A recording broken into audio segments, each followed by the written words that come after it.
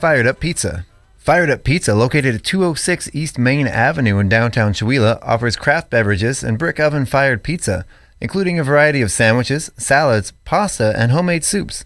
Featuring weekly events such as bingo, karaoke, and live music. Fired Up Pizza also has space for your private event and offers both in-house and off-site catering services. Open daily at 11:30 a.m. for lunch and dinner. For more information, visit their Facebook page or contact Fired Up Pizza at 509-936-9121. Fired Up Pizza is a proud supporter of public radio in Stevens County.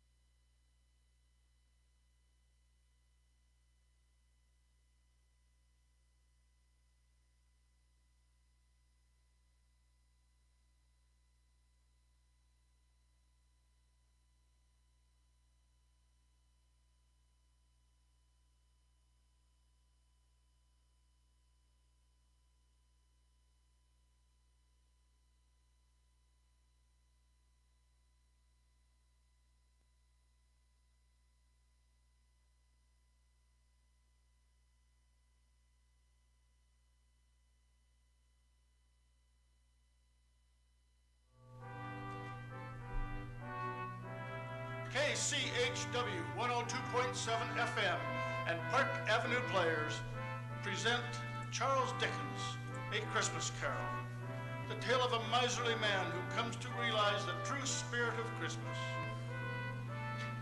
When this story first appeared over 180 years ago, few observed Christmas other than at church.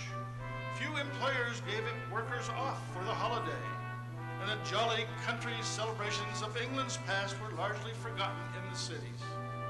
But this little story helped transform Christmas from a staid religious holiday into the joyous season of faith, feasting, and goodwill it is to this very day. Dickens' ghost story of Christmas opens in London on a cold, snowy December 24th in the year 1843.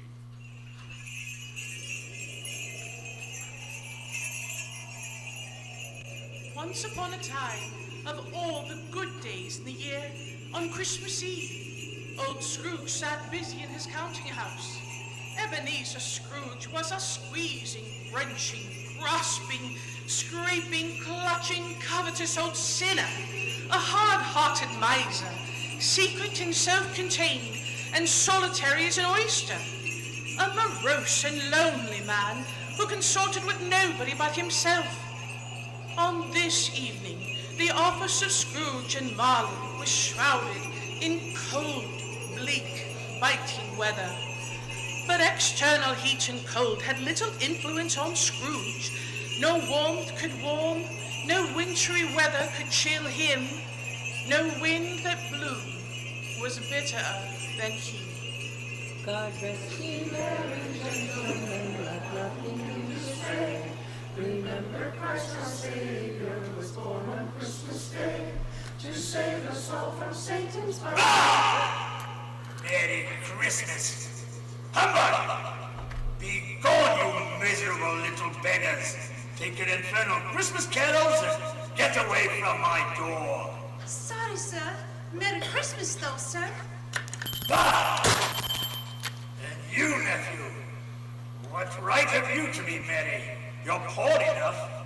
Merry Christmas? Bah! Humbug! Christmas? A humbug, Uncle? You don't mean that, I'm sure. What right have you to be dismal about Christmas? You're rich enough. Don't be cross, Uncle. What else can I be, Fred, when I live in such a world of fools as this? Merry Christmas. If I could work my will, every idiot who goes about with Merry Christmas on his lips would be boiled with his own pudding and buried with a stake of holly through his heart. Keep Christmas in your own way, nephew, and let me keep it in mine. Keep it, but you don't keep it, Uncle. Well, let me leave it alone then. Much good may it do you, much good it ever has done you. But Christmas time is a good time, Uncle. A kind, forgiving, charitable, pleasant time when men and women open their shut-up hearts freely and think of others as if they really were fellow passengers to the grave and not another race of creatures bound on other journeys. Therefore, Uncle, though it has never put a scrap of gold or silver in my pocket, I believe it has done me good and will do me good. And I say, God bless it. God bless Christmas. You there, Bob Cratchit! Let me hear another sound from you and you'll keep your Christmas by losing your situation. Now, return to those letters. Yes, Mr. Scrooge. Don't be angry, Uncle. Come, dine with us for Christmas dinner tomorrow. Helen would love to meet you. Helen? Oh, yes, your wife. Why did you get married, Fred? Because I fell in love, Uncle. Because you fell in love with a woman as penniless as yourself, Fred. Oh, good afternoon. But you never visited before my marriage. I want nothing from you. I ask nothing of you. Very well. Good afternoon. I will keep my Christmas humor to the last, so Merry Christmas, Uncle. Good afternoon. And a Happy New Year. Good afternoon, Mr. Cratchit. See my nephew out. This way, Mr. Fred, and a Merry Christmas to you, sir. And you and your family, Bob. How is Mrs. Cratchit? And the little Cratchits, especially your youngest, the lame boy? Tim, sir. Tiny Tim. He's getting better, yes. Thank you for asking. Happy Christmas to you, sir. My clerk with 15 shillings a week, a wife and family, talking about a Merry Christmas. I'll retire to Bedlam.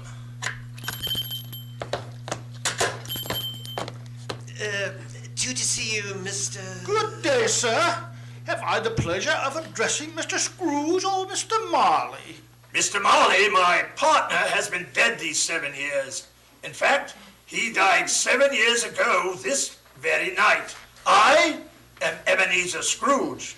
Oh, well, at this festive season, Mr. Scrooge, we seek charity for the poor and destitute.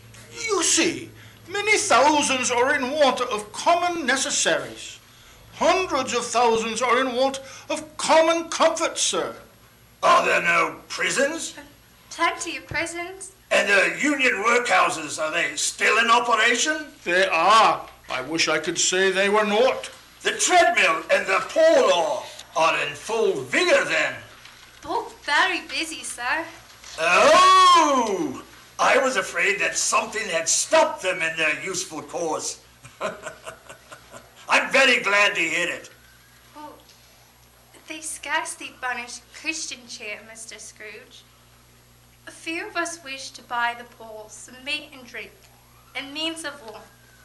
We do so now because it is a time when want is keenly felt, and abundance rejoices. So, what shall I put you down for? Nothing! Ah, you wish to be anonymous, sir. I wish to be left alone. I don't make merry myself at Christmas, and I can't afford to make idle people merry. I help to support the prisons and workhouses. They cost enough. Let those who are badly off go there. Oh, but many can't go there. Yes, many would rather die. If they would rather die, they had better do it and decrease the surplus population. I see. So the firm of Scrooge and Marley declines regarding... It's enough for a man to understand his own business and not to interfere with other people's. Mine occupies me constantly. Good evening, then. Very well. You've made your views quite clear. Good evening to you, sir.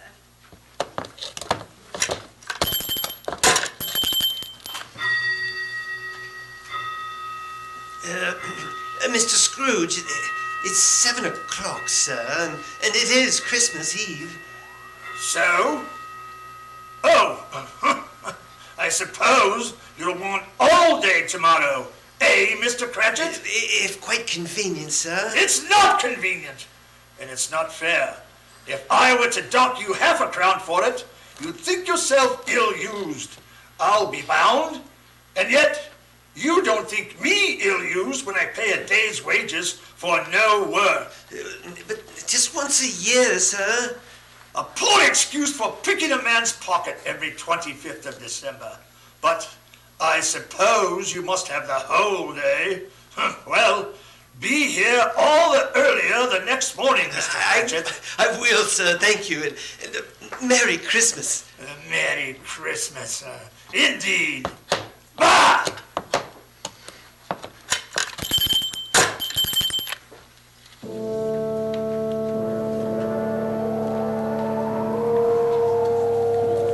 Scrooge took his melancholy dinner in his usual melancholy tavern, and walked home through the rolling fog and bitter cold.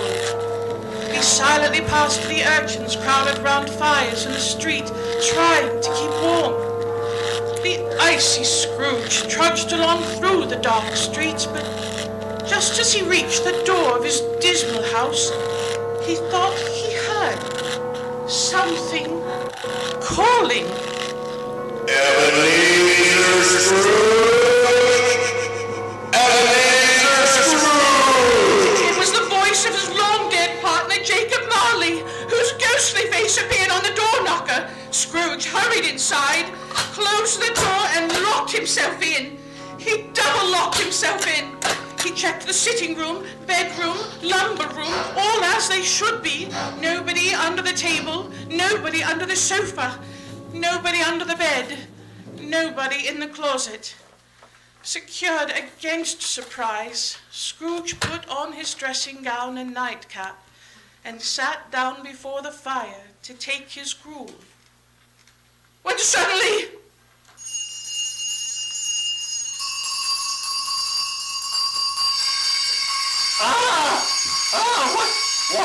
What is it? Every bell in the house must be ringing. What in the world? Nonsense! Humbug! It's all humbug ahead. Wait, what's that?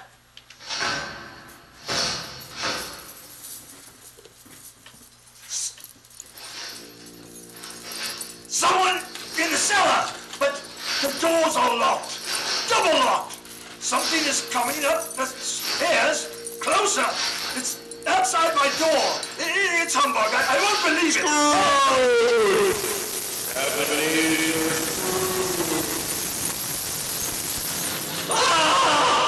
How now?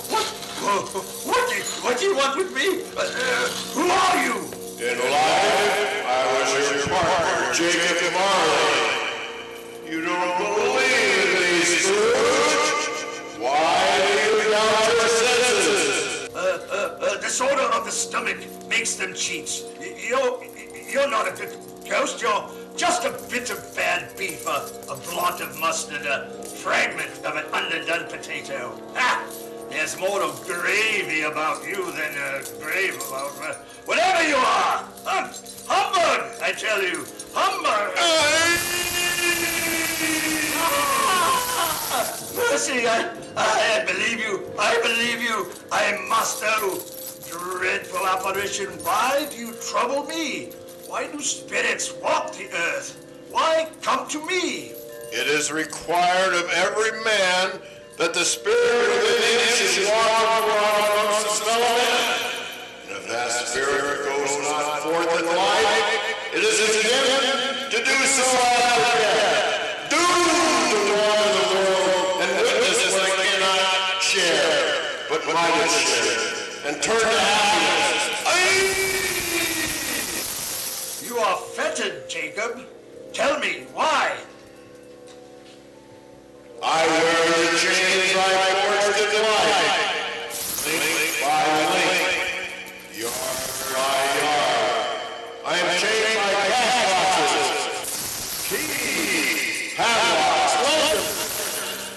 witness the weight and length of the strong chain you bear yourself. Scrooge I see no chain. You shall, day of your death, mark. In life, my spirit never rolled beyond the narrowness of a money-changing hole. And now I am doomed to wander without rest or peace. No regret to make amends for one's life opportunity misused. But you were always a good man of business. Business? Mankind was my business. The Commonwealth, charity, mercy, benevolence, all.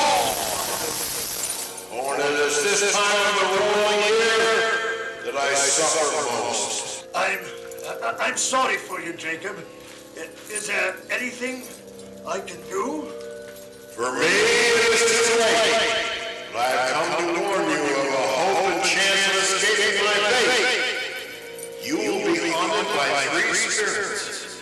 Expect the first tomorrow when the bell tolls 1. The second night at the same hour. The third part of the next night at the last stroke of 12. Without their visits, you cannot hope to shun the path I tread.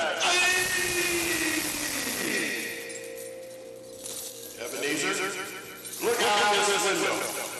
That poor woman and her infant huddled on the doorstep below. Look what you may see for your own sake.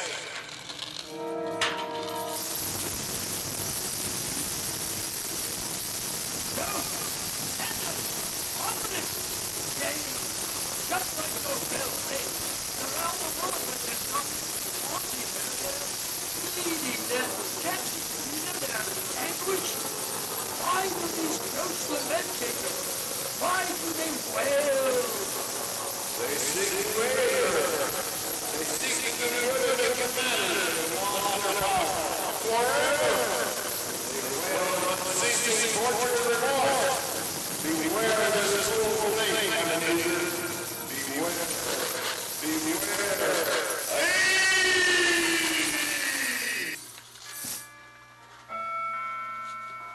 Scrooge awoke.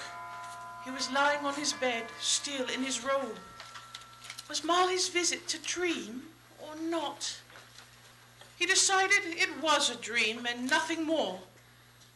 But suddenly, the curtains of his bed were drawn aside, and Scrooge found himself face to face with the unearthly visitor who drew them.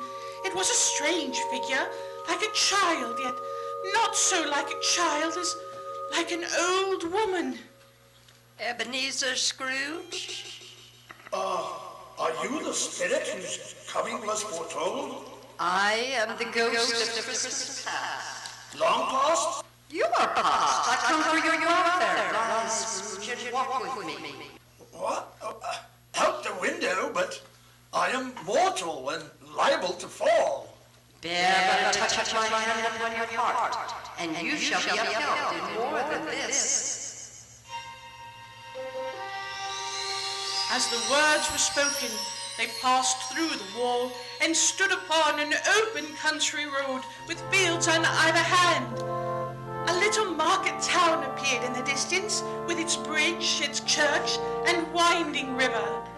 It was a clear, cold winter day with fresh snow upon the ground. Do you recognize this place, Scrooge?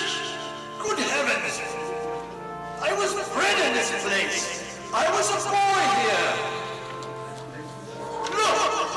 In that coach going by, my schoolmates, Edwin and John. They're on the Norfolk coach, taking them home for the Christmas holiday. Hello, Johnny! Claude! It's me, Ebenezer! Wait, these are the shadows of the things that have been. They have no consciousness of us. Come.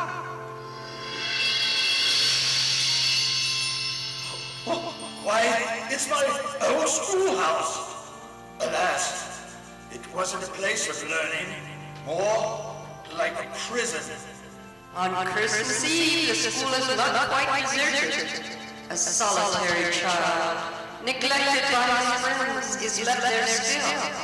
A lonely boy reading beside a table fire. Do you know him? Yes, I know him. I am that child, alone. My only companions were my books, Alibaba, Robinson Crusoe. Oh, poor boy.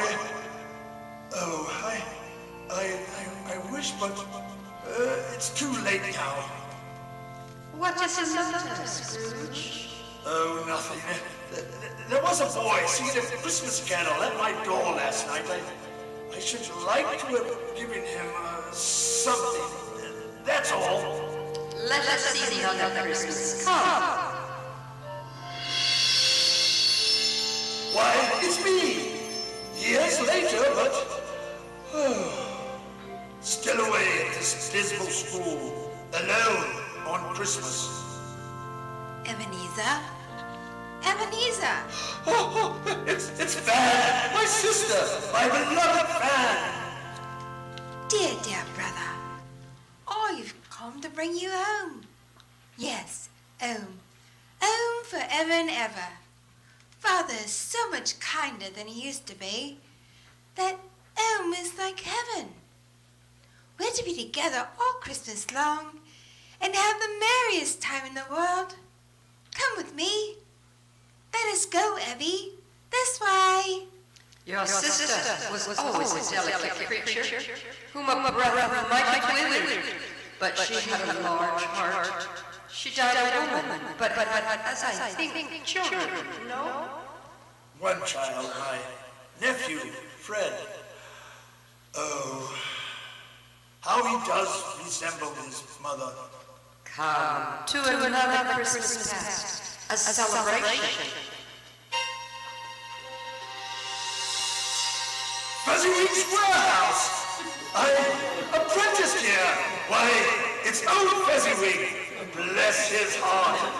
It's Fezziwig, alive again, at one of his Christmas parties. Yo-ho there, Ebenezer. Dick, no more work tonight, Christmas Eve. Join the festivities. Merry Christmas all. Come and dance. Hilly-ho. Hands half around. Do you recognize yourself, Scrooge? A young man with a twinkle in your eye and a future before you. You're quite enjoying yourself. Oh, it was a marvelous party, Spirit, with cake and punch and cold roast and mince pies and plenty of beer. Look at old Fezziwig, how he dances. It's glorious. What a jolly time we used to have. It was a small matter for old Fezziwig to make these silly folks so full of gratitude. Small matter? Small? Indeed. He is always bet a few pounds of reward money, and look, is it so much that he deserves praise? It isn't that. It isn't that at all, Spirit. Fezziwig has the power to render us happy or unhappy, to make our service light or burdensome, a pleasure or a toil. The happiness he gives is quite as great as if it cost fortune. What? Is something bothering you, Scrooge? No. I should like to say a word or two to my clerk, Bob Cratchit, just now. Scrooge, my time grows short. Quick, several years later.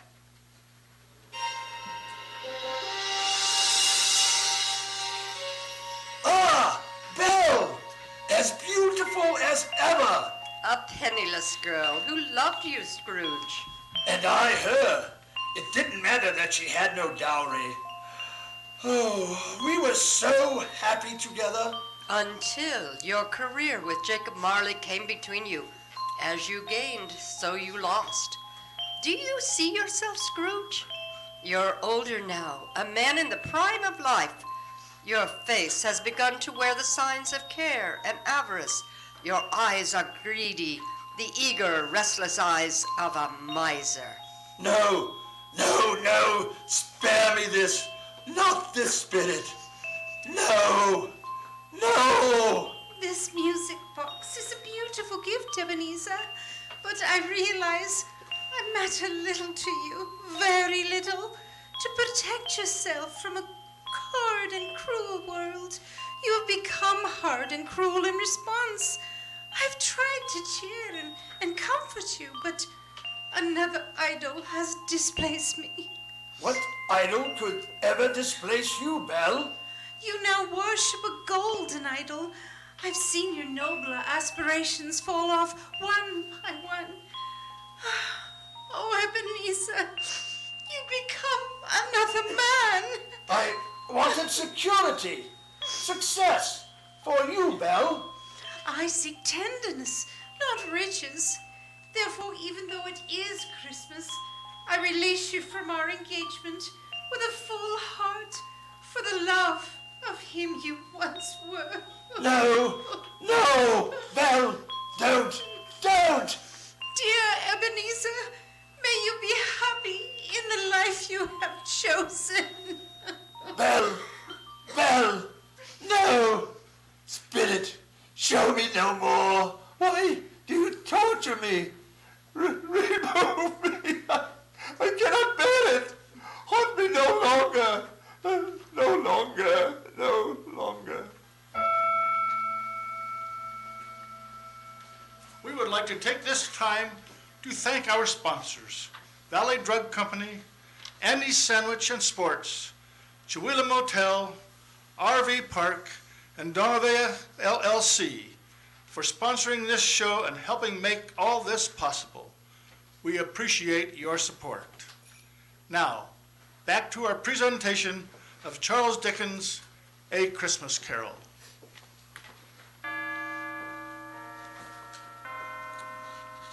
Scrooge found himself once more alone, back upon his bed. He drifted off to sleep, only to be awakened again by the stroke of one. Scrooge gradually noticed a great blaze of ruddy light glowing from beneath the door. Something was in the outer room. Come in, Ebenezer Scrooge. Come in.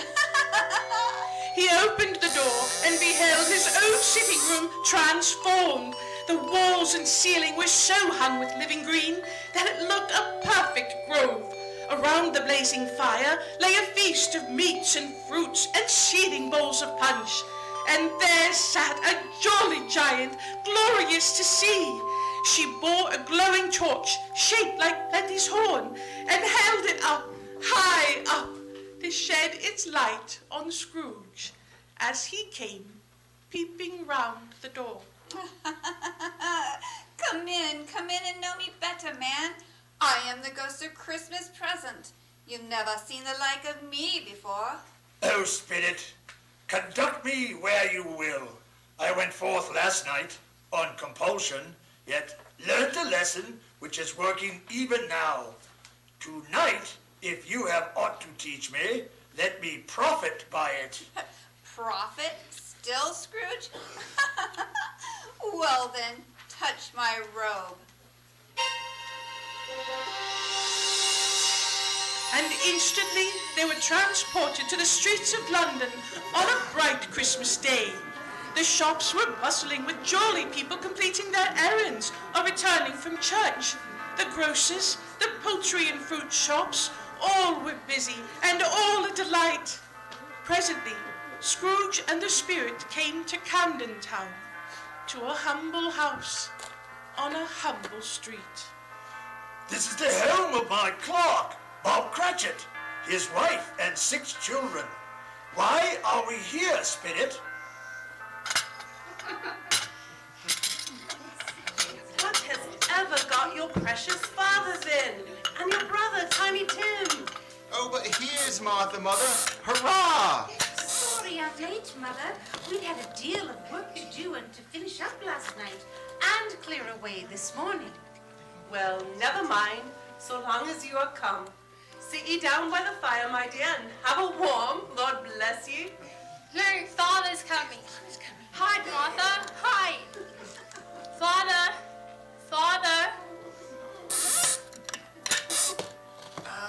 Peter, Melinda, Frederick, Harriet. Why, where's our Martha? Not coming? Not coming. Not coming upon Christmas Day. Here I am. Happy Christmas, Father. How did little Tim behave at church, Bob? Oh, as good as gold, Mother. And better, eh, Tim? They sang ever so nice, Mother. I hope the people saw me in church. Because I'm a cripple, it might be pleasant for them to remember on Christmas who made lame beggars walk and blind men see. Bless you, my son. See, Mother, his heart is strong and he will get better. I know it. Oh, let's play a game, Father. Play the memory game with us. Please, please. Yes, and then we'll sing some songs and... Oh, look! Ooh, smell that goose! Hurrah! Look! There was never such a goose! Never! Mother, All right. Be seated. Here you go. Take your turn now. There's plenty of bread and potatoes for all of you. Eat them first. Ooh, and later, plum pudding. Martha, dear, sit down next to Tiny Tim and make sure he eats plenty. He must stay strong and well. If anything should happen to him... Oh, Mother, don't even think that. I'll see that he eats well. Here, Tim. Quiet, please. Quiet. Such a feast requires a Merry Christmas to us all. God bless us. God bless us. God bless us, everyone. Tell me, Spirit. Tell me if Tiny Tim will live. I see a vacant seat by the chimney, and a crutch without an owner, carefully preserved. If these shadows remain unaltered by the future, the child will die. No. No, oh no, kind Spirit. Say he will be spared. Why? If he be like to die, he had better do it and decrease the surplus population. Oh, you use my own words against me. Yes. Perhaps in the future, you will hold your tongue until you have discovered what the surplus population is and where it is. It may be that in the sight of heaven, you are more worthless and less fit to live than millions like this poor man's child. Now the punch, steaming hot. Take your turn. There's enough for a toast and one after that. A toast. A toast. A toast to Christmas. Here, I would like to propose a toast to Mr. Scrooge, the founder of the feast. To Mr. Scrooge. Founder of the feast, indeed. I wish I had Mr. Scrooge here. I'd give him a piece of my mind to feast upon, and I hope he'd have a good appetite for it. My dear, it's Christmas Day. Oh, I'll drink his health for your sake and the day's, not for his. Long life to him, a Merry Christmas and a Happy New Year. He'll be very merry and very happy, I have no doubt. Come, Ebenezer, to a gathering across town.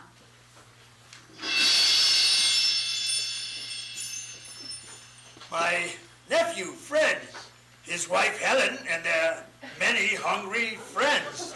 And then he said Christmas was a humbug, as I live. And he believed it too. More shame for him, Fred. He's a comical old fellow, that's the truth. And not so pleasant as he might be. However, his offenses carry their own punishment, and I have nothing to say against him. I'm sure he's very rich. At least you always tell me so.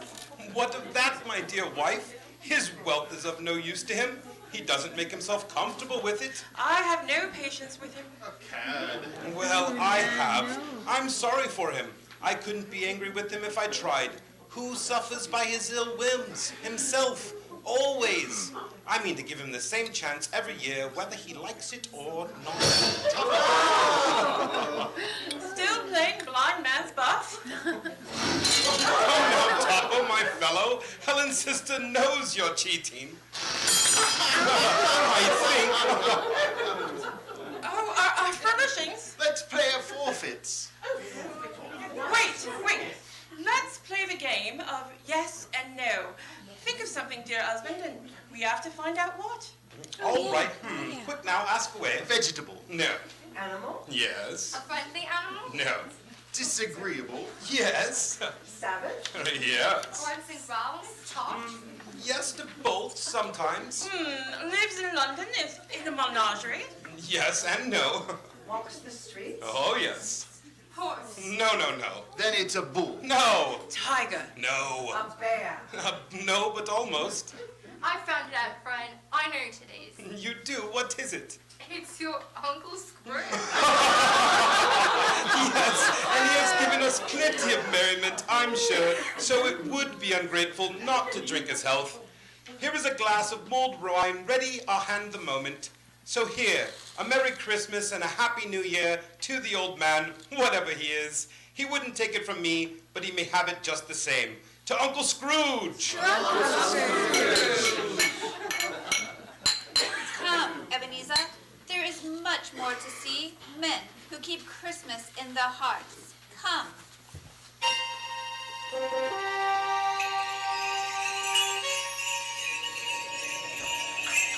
Much they saw, and far they went, and many homes they visited, but always with a happy end.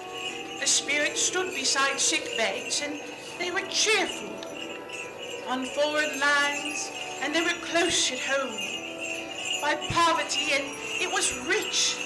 In almshouse, hospital, and jail, in misery's every refuge, the spirit of Christmas left her blessing and taught Scrooge as she went. Presently, they returned to the streets of London for the spirit's final lesson. But the spirit had aged. My life upon this globe is very brief. My time with you, Ebenezer, is almost done. Have you gained by what I have shown you of the good in most men's hearts? I don't know. How can I promise? Perhaps I'm too old to change. If it is too hard a lesson to learn, then look upon these. Look here, under my robe. What? Two frightful, hideous, miserable children. Yellow, meager, scowling. Spirit, are they yours? They are men's. This boy is ignorance. This girl is want. Beware them both and all of their degree. But most of all, beware this boy, for on his brow I see that written, which is doom.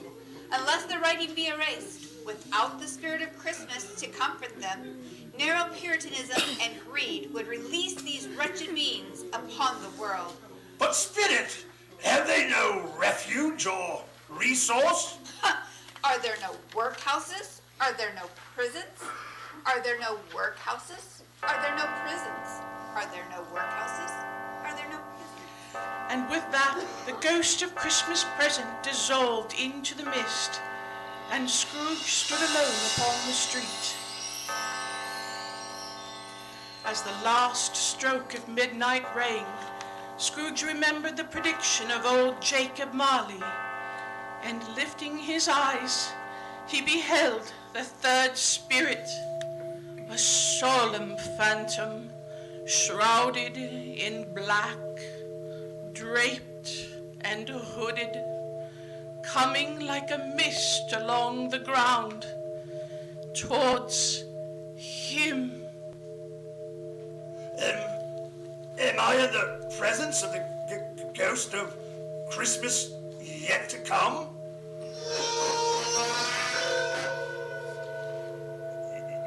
You are about to show me shadows of the things that have not yet happened, but will happen? Spirit, will you not speak to me? Oh, ghost of the future, I fear you more than any specter I've seen.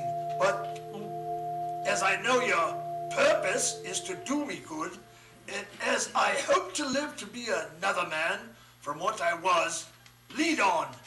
The night is waning fast, and it is precious time to me.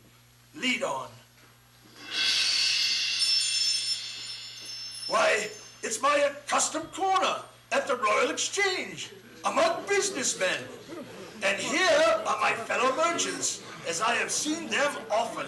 I don't know much about it either way. I only know he's dead. When did he die? Last night, I believe. Well, Scratch got his own at last, eh? So I was told. What has he done with his money? His company, perhaps. He hasn't left it to me. That's all I know. It's likely to be a very cheap funeral then. Upon my life, I don't know of anybody to go to it. I don't mind going if a lunch is provided. Spirit, why show me this trivial conversation? They can't be discussing the death of my old partner, Jacob Marley. Is there some hidden purpose? Where is my own shadow? I expect the conduct of my future self to provide some latent moral for my own improvement. I have been resolving a change of life, Spirit, and I hope you can show me my newborn resolutions being carried out here. Oh, what obscure part of the town are we in now, Spirit? This whole quarter reeks with crime, with filth and misery. Why bring me to this low-browed, beetling hovel, a rag and bottle shop? Who are these grotesque people? Look here, old Joe. Let the charwoman be the first, let the laundress be second, and let the undertaker's man be the last one you see. All then, what have you got to sell, my dear? What have you got to sell? Who's the worse for the loss of a few things like these? Now, a dead man, I suppose, eh? No, indeed. If he wanted to keep him after he's dead, the wicked old screw wasn't natural in his lifetime. Mrs. Dilber. Well, if he had been, he'd have had somebody to look after him when he was struck with death, instead of lying there, gasping out his own, alone, by himself. 'Tis true, Joe. Did the truest word that ever was spoke. As a judgment on him it is. Huh? What's this? Bed curtains? Yes, bed curtains. You don't mean to say you took 'em down, rings them all with him lying there? And why not? Don't drop that lambshaw upon the blankets now. His blankets, too? And this fine shirt, it's the best he had. They'd have wasted it by dressing him up if it hadn't been for me. Oh, Spirit, I see. I see. The case of this unhappy man might be my own. My life tends that way now. What is this? A bare, uncurtained bed? The shrouded body of the plundered, unknown man? He lay here with no one to say. He was kind to me, and for the memory of one kind word, I will be kind to him. Spirit, you point to the head of this corpse. Do you wish me to remove his cover? Spirit, this is a fearful place. In leaving it, I shall not leave its lesson. Trust me. Let us go. I understand you, and I would do it if I could, but I have not the power, Spirit. I have not the power.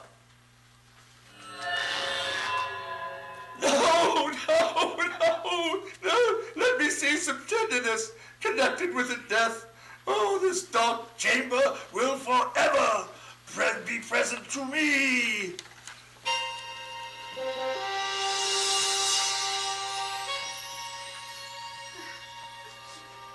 Spirit, once more we are at the home of Bob Cratchit, but it is different, so quiet.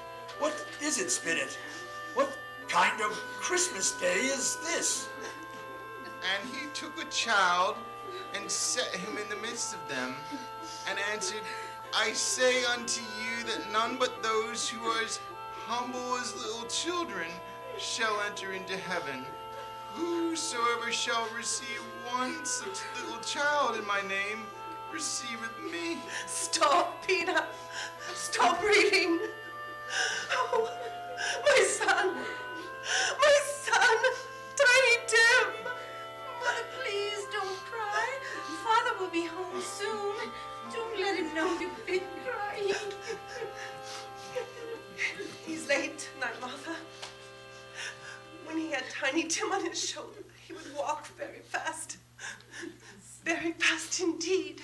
But the child was light to carry, and Father loved him so. It was no trouble. No trouble at all. It's Father now. Sorry I'm late, Mother. I wish you could have gone. It would have done you good to see how green a place it is. But you'll see it often. I promise you. I promised Tim that we walk there on Sundays. Oh, Mom! my little child. Spectre, something informs me that our parting moment is at hand. Tell me, what man was that whom we saw lying dead?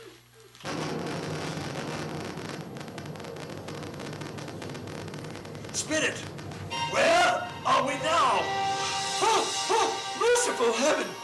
A dismal, ruinous churchyard. Desolate, lonely, crumbling graves. Here then is the wretched man.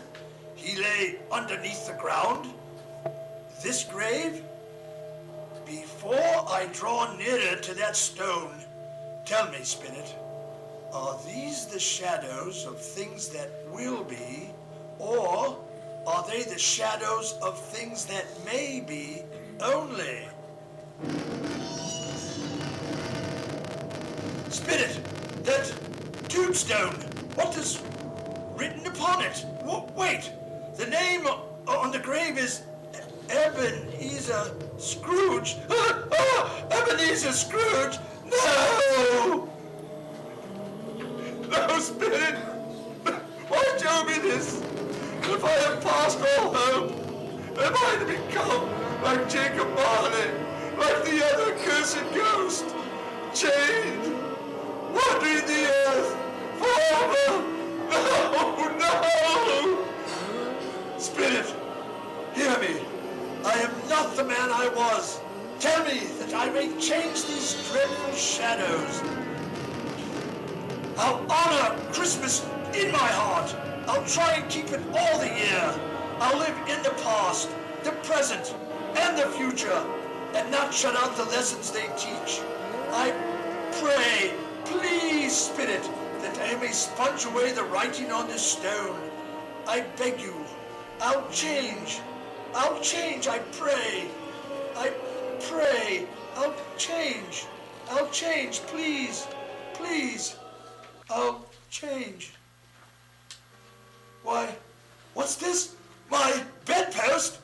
I'm home! In my own bed! In my own room! Oh, Jacob Marley, heaven, and the Christmas time be praised for this. I don't know what day of the month it is. I don't know how long I've been among the spirits. I don't know anything.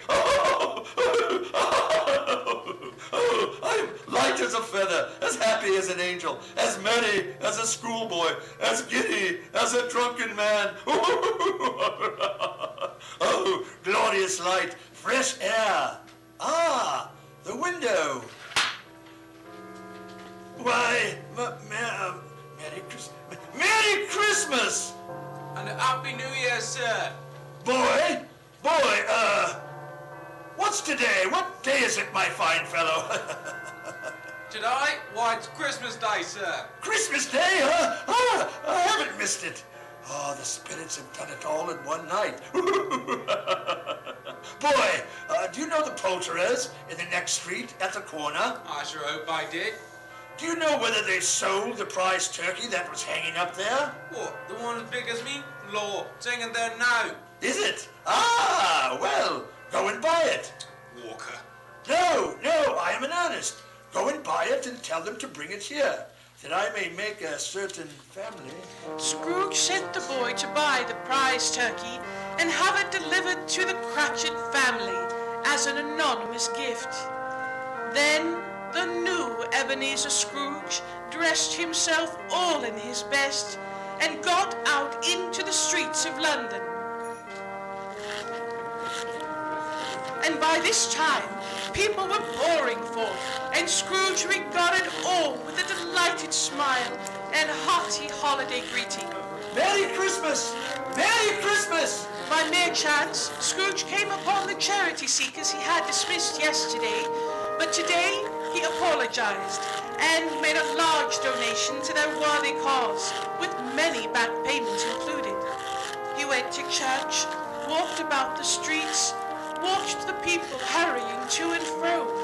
He patted children on the head, questioned beggars, and found that everything could yield him pleasure. He had never dreamed that any walk, that anything would give him so much happiness. In the afternoon, Scrooge turned his steps to the door of his nephew Fred, who was in the midst of Christmas dinner with his wife and their many hungry friends. Uncle Ebenezer, why, I can't believe you're really here, at my home, on Christmas. I come to beg your pardon, Fred, for the things I said about Christmas. That was a humbug. Well, I don't know what to say. Do come in. Helen, look. Well, may I present my wife, Helen? Uncle Ebenezer, I never expected this of you. Oh, Helen, so pleased to meet you. But can you forgive an old fool? Oh, of course, Uncle, of course. Well, join the feast. Set another place at the table. Here, raise your glasses all. I propose a toast. A toast to Uncle Scrooge. And so Ebenezer Scrooge rejoined his family and rejoined the family of man. The next morning, Scrooge was early at the office. If he could only be there first and catch Bob Cratchit coming late. That was a thing he had set his heart upon. And was Bob ever late? The clock had struck 9. No Bob. 1:15. No Bob. Finally... Mr. Cratchit! What do you mean by coming in at this time of day? I'm very sorry, sir. I am behind my time. It shall not be repeated. I was making rather merry yesterday, sir. Bob Cratchit! I'll not stand this sort of thing any longer. And therefore, I'm about to raise your salary. Please, sir, you're going to raise my salary? But, sir... Wait, no, Bob. I've not lost my senses. I've come to them. A Merry Christmas, Bob. A merrier Christmas than I have given you for many a year. Yes, I'll raise your salary and endeavor to assist your struggling family. We will discuss your affairs this very afternoon over a Christmas bowl of smoking bishop. Bob Cratchit, Merry Christmas! And Scrooge was better than his word. He became as good a friend, as good a master, and as good a man as a good old city ever knew. And to Tiny Tim, who did not die, he became a second father. And it was always said that Ebenezer Scrooge knew how to keep Christmas well. May that be truly said of us, all of us. And so, as Tiny Tim sagely observed, God bless us, everyone.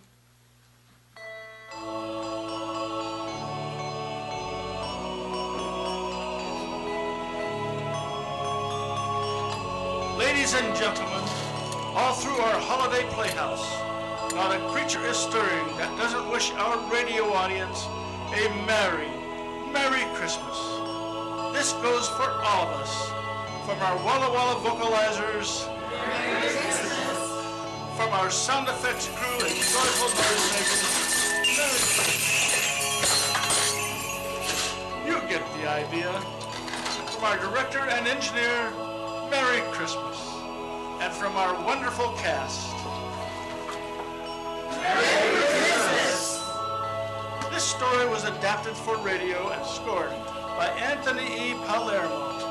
And if our little production has provided you and your family with good cheer, then you have only to thank Charles Dickens, the founder of our feast in this fairy tale of the ages, especially our own. This has been a very merry production of KCHW 102.7 FM and the Park Avenue Player.